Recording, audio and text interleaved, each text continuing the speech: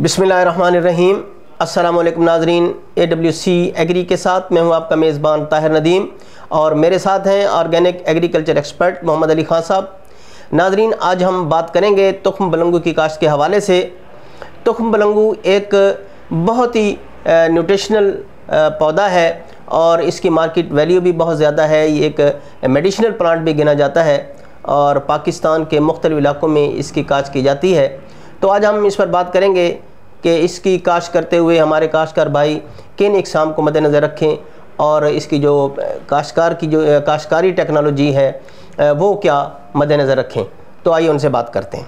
अस्सलाम वालेकुम खान साहब। अस्सलाम रहमतुल्लाह। खान साहब, बताइए कि जो तुख्म बलंगू है इसकी काश्त के लिए हमारे काश्तकार भाई किन किन जो उसकी इक़साम है उनको मद्देनज़र रखें। सबसे पहले तो बात यह है कि तुख्म बलंगू जो है ये हमारे थल का एरिया है और चोलिस्तान के इलाके हैं, लोधना के इलाके हैं, इंटीरियर सिंध है और उमरकोट साइड में मीरपुर की साइड है, ये जो थरपाकर के इलाके वहाँ ये काश्त होता है।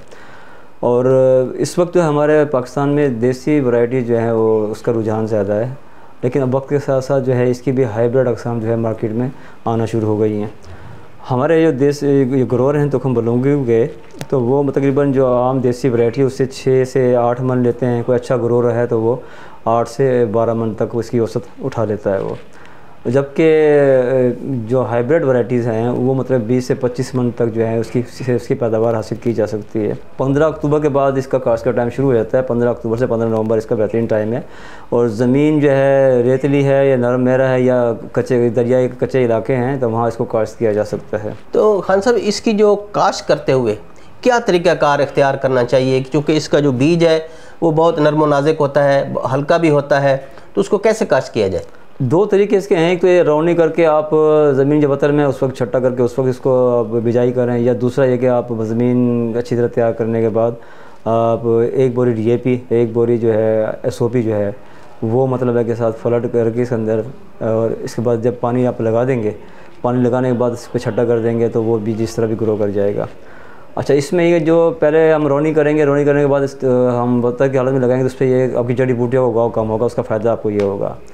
और इसमें यह है कि जब आप इस बीज ग्रो कर जाए तो इसमें जड़ी बूटियों को तलब करने का जो सिलसिला है वो मतलब इसके हाथ से छितराई भी आपको करनी है पौधों की।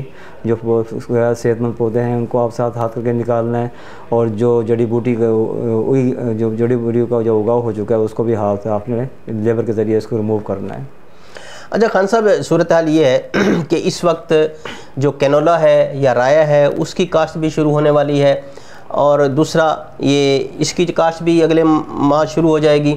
तो क्या आप समझते हैं कि हमारे काश्तकार की तो कोशिश होती है कि ऐसी फसल काश्त की जाए जिससे उनको अच्छी आमदनी हो, तो इसमें आप क्या मवाजना करते हैं? अगर हमारे काश्तकार भाई तुख्म बलंगू काश्त करते हैं तो मार्केट में उसके कितना फ़ायदा उनको हो सकता है और कितनी पैदावार हासिल हो सकती है? देखो, कंपैरेटिवली जो है इसमें तुख्म बलंगू की जो है फसल ज़्यादा अच्छी कॉस्टली है, क्योंकि इसका फ़ायदा ये होता है कि जब जैसे ये फरवरी के एंड में या मार्च में या कि फसल हार्वेस्ट होकर मार्केट में आती है सो रेट इसका तकरीबन 35-40 रुपये मन के हिसाब से सेल हो रहा होता है, क्योंकि गर्मी का सीज़न है, ये फसल गर्मी में इसमें कंजप्शन गर्मी में इसकी ज़्यादा होती है तो रेट इसका सब मार्केट हाई होती है। तो इसका अगर से 1 एकड़ से 10 मन भी आपको मिल जाए तो 4 लाख रुपये की आमदनी आपको अच्छी खासी हो सकती है, जबकि इसकी इतनी आमदनी जो है वो हमारे सरसों से हासिल नहीं होती। तो इसमें एक एडवांटेज ये है कि उसमें फिर ये इसमें अखराजात के कम हैं और 1 या 2 पानी से ये फसल पककर तैयार हो जाती है। इसमें बाकी फर्टिलाइज़र का इतना ज़्यादा आपको इसमें प्रॉब्लम नहीं होता, बीमारी भी अटैक भी कम आता है। फर्टिगेशन प्लान की मैं अब डिस्कस कर रहा था, तो इसमें ये जब शुरू में आप 1 बोरी DAP और SOP यूज़ कर लेंगे, शुरू में आप कुछ अमाइनो एसिड जो है और NPK का स्प्रे, फोलियर स्प्रे भी कर लें ताकि बीज सेहतमंद हो, और बीज जब सेहतमंद होगा आपकी इस औसत पैदावार में इसका फ़र्क पड़ेगा और आपको इसके पैसे अच्छे मिलेंगे इंशाल्लाह ताला। खान साहब, आप अक्सर ऑर्गेनिक जो ज़राअत है उस पर ज़्यादा तवज्जो देते हैं और काश्तकारों से भी यही तकाजा करते हैं कि कोशिश करें आप कि ऑर्गेनिक काश्तकारी की तरफ जाएं और जो ज़रूरी अद्वियात हैं, स्प्रे वगैरह है या फर्टिलाइज़र है, उसका कम से कम इस्तेमाल करें। इससे न सिर्फ उनकी जो फसलें हैं वो भी बेहतर होंगी और उनके जो अखराजात हैं, पैदावारी अखराजात, वो भी कम होंगे। तो क्या आप समझते हैं कि जो तुख्म बलंगू है इसकी काश्त में किस तरह वो ऑर्गेनिक तरीका को इख्तियार कर सकते हैं? देखो, इसमें ऑर्गेनिक तरीका इसमें फर्टिलाइज़र ये तो शुरू से ये कि हम कंपोस्ट को या कदम के बायो फर्टिलाइज़र इस्तेमाल करें ताकि ये कि हम शुरू से ही इसकी बेस जब हम बायो फर्टिलाइज़र से बनाएंगे या कंपोस्ट इस्तेमाल करेंगे या ऑर्गेनिक मैटर ज़्यादा इस्तेमाल करेंगे तो फिर ऑर्गेनिक इसकी बेस हो जाएगी, तो फिर इसका ऑर्गेनिक जो है तुखम बलंगू कहलाएगा। लेकिन अभी हमारा क्योंकि कम्बिनेशन जो इस तरह का बनता है कि कुछ हम ऑर्गेनिक कर रहे होते हैं, कुछ इनऑर्गेनिक कर रहे होते हैं, जिसकी वजह से हमारी फसल 100% ऑर्गेनिक नहीं होती।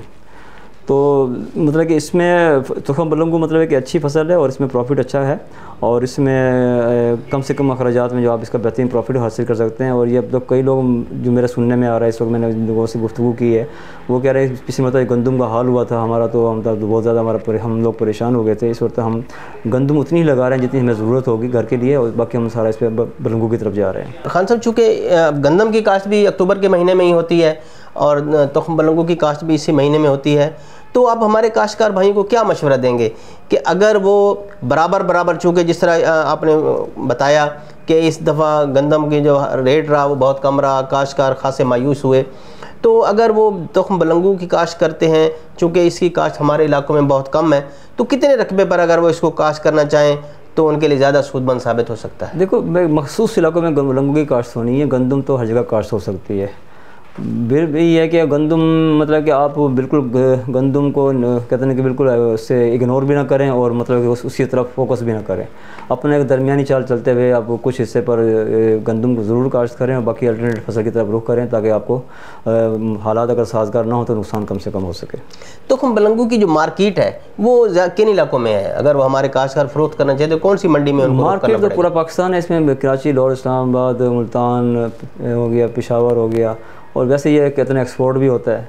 ईरान इसकी बहुत बड़ी मार्केट है, और ये मिडल ईस्ट मार्केट बहुत बड़ी मार्केट है, तो यहाँ से एक्सपोर्ट भी होता है और अच्छे रेट मिल जाते हैं इसके।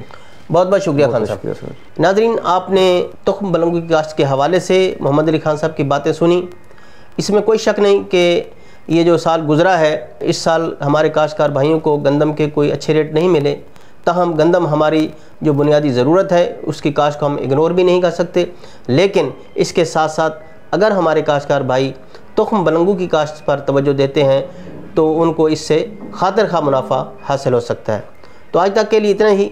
आइंदा सेगमेंट तक अपने मेज़बान ताहिर नदीम को दीजिए इजाज़त। अल्लाह निगहबान।